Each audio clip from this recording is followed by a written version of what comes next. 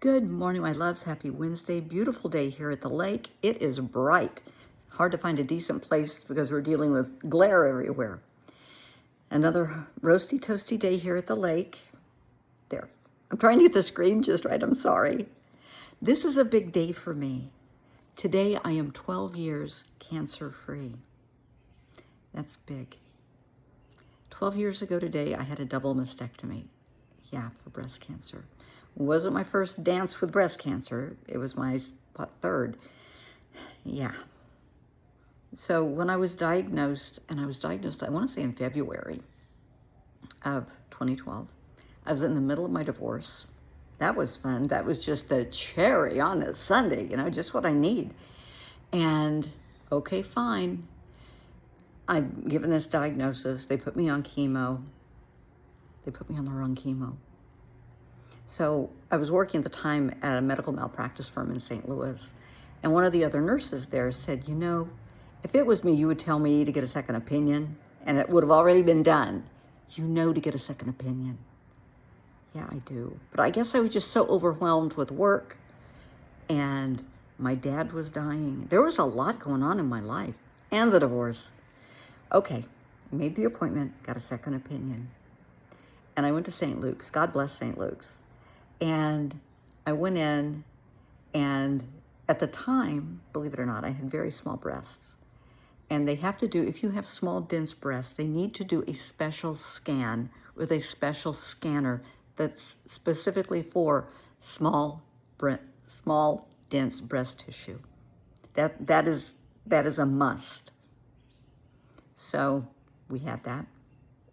And then I immediately went into the doctor's office. And I'm waiting. And it's, you sit and you wait. And you're in the waiting room, you're talking to other people. And there was a family there. It was a lady, her husband, and their daughter that, 8, 10 years old. She had a very, very aggressive breast cancer. And it had, been back many times. And she's just tired of fighting. They were here to find out if it was back again. And if it was, they're done. No more treatment, she's done.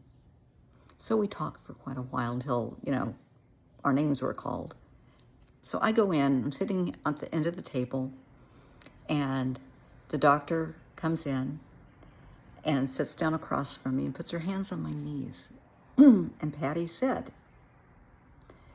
well, A, they put you on the wrong chemo.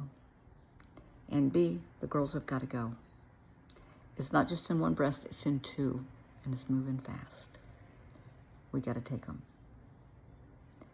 Now, I have been through chemo, been through radiation. I've been through all of this. I've had my mom, my adopted mom, died of lymphoma.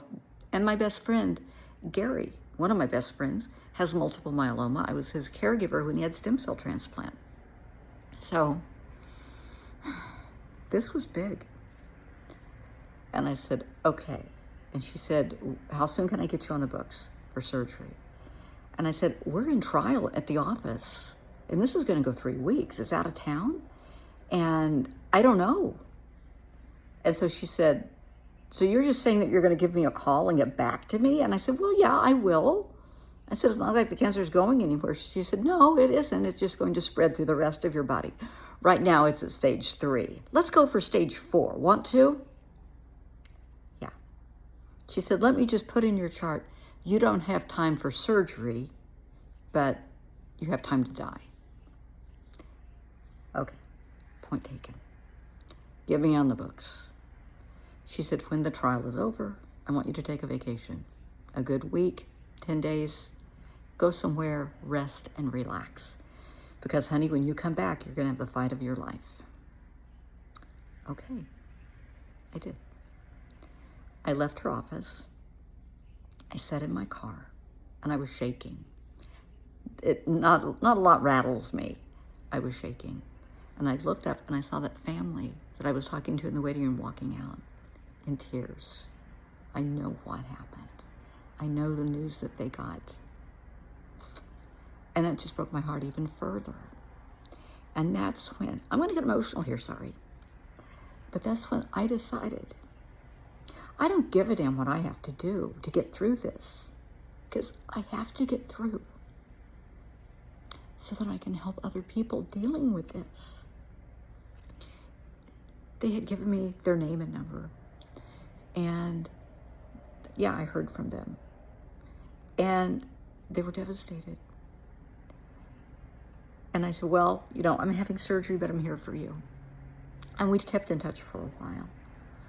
But it's so important to be there for others. Even if they just need to vent, just be there, let them vent. So with my personal cancer journey, my best friend that had cancer decided he was going to come take care of me. Well, that was a hoot. He found out just how stubborn I am. We're still best friends. It's okay. The day of the surgery, okay, it went as well as could be expected. I had two of the most brilliant surgeons. I had my oncological surgeon, my cancer surgeon, and then I had a reconstructive surgeon. And Sam Kababi was my reconstruction surgeon, and he is absolutely brilliant. He is an artist. He is just a very gifted physician. And he designed these. I had gone in his office. Patty, my oncologist, insisted I go in. I wasn't even going to have reconstruction.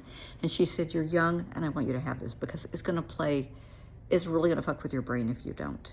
Get the reconstruction. I went in, I sat down, and he measured, he took photos, he did everything, and then he brought out literally a catalog of his work and said, look through, see what you like. Just like shopping for curtains or shoes. And I closed the book and I said, no, you're an artist. You design what's going to look best on me. I don't tell Picasso how to paint. You do your magic. You have carte blanche. And he did well. Sam did well. He is brilliant. And after surgery, I had, and maybe it's just me, I don't know. But, you leave the hospital and they give you pain meds and they give you muscle relaxants, and it's same day surgery. This is 1 day in and out, which is, back when I was in nursing school, you were going to be in the hospital for a good 3 or 4 days. No, this is same day. See you, bye. So let me see if I can reposition just a little. Hang on, there we go. So it was same day surgery, which, okay. Sent me home with my meds. I never had to take a pain med. Never, not one. I wasn't even going to have it filled, and Sam told Gary, who had flown in to help me, he said, make sure she fills it just in case. I know she's stubborn and she's not going to do it, but he had it filled. He said, you have to take the muscle relaxant, you have to take the Flexeril as prescribed, because we went in and we removed all the breast tissue, all the fat, all the muscle, all the way down to your rib cage. We scraped your rib cage. There's nothing there right now. And when the block wears off, because they gave me a nerve block, he said, it may not be fun. So, I'm just telling you. And if you need to take the Lortab, take it. Okay, fine. Now you have to remember, I'm a nurse, so I know everything. I'm a redhead, so I am just stubborn as hell. So we get home, and I walk in the house, and the first thing I do, now I have just had major surgery, I am bandaged up to my neck, I start unloading the dishwasher and feeding the cats. And Gary grabbed me and he said, no, I got this. You're not Superwoman, sit. I did. And I kept waiting for the pain to hit. It didn't. Now, Sam, like I said, is a brilliant, brilliant surgeon. I never had pain. I knew when the block wore off, but I just took my Flexeril and I was fine. That's it. I have a very high pain tolerance, but I would expect after having this type of major surgery, I was blessed. After that, they had implanted, I took the bandages off and I looked like a turkey after Thanksgiving dinner. There was just rib and skin and bruising. And that was very traumatic to me as a woman. And then it dawned on me what Patty said, you need to have the reconstruction because this was big. So they had put in tissue expanders. They're like little balloons that you can't see or anything. And I would go in and see Sam every week, and he would inject saline into the tissue expanders, and they would stretch my skin back, because I had very tiny breasts, to what the size that he was going to put in. And this took a little bit of time. And we joked about it and made fun of it, because that's just how I dealt with it. And we finally got to this size, and we scheduled the second surgery, and I went in and had the final surgery. Again, I had no pain. I had no discomfort at all. I came home, both times I came home with drains, which are just a pain in the ass. That's when Gary found out, bless his soul, he had flown in to help me, and he found out he cannot deal with drains. He does not do well with blood. It's okay. I can deal with it. So I had 2 drains on each side. I dealt with it, not that big a deal. Drains were in for a week. They removed the drains. Removing the drain, they clip a stitch, they just pull out the drain. It's that simple. There is no pain or discomfort to it. But the healing process, it's a process. I remember the day Gary was leaving, and we were both in tears, because he's my best friend, and I saw him through cancer, and he's seeing me through this. And he said, "What are you going to do today?" And I said, "Well, I'm going to do this." And I got out the vacuum. He said, "No, you're not." "No, you're not." And I said, "What?" He said, "Push the vacuum. Go ahead." Fine. Yeah, I couldn't. It didn't work. They had cut the muscles. And vacuuming wasn't a thing. So bless his heart, just real quick, he vacuumed the living room before he left. And he said, "Told you so." And I will never hear the end of that. But like I said, I'm stubborn. But I'm alive. Please, male or female, honey, if you have a lump, something doesn't feel right, you have tenderness, soreness, heaviness, get it checked. Mine was stage 3.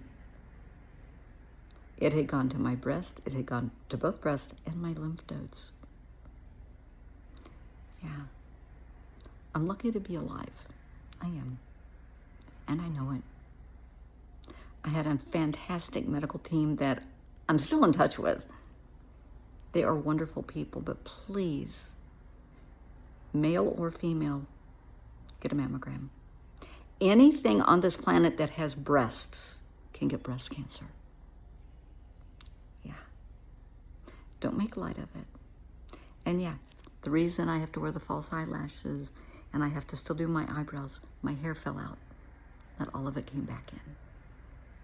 So you make the best of it. Get checked.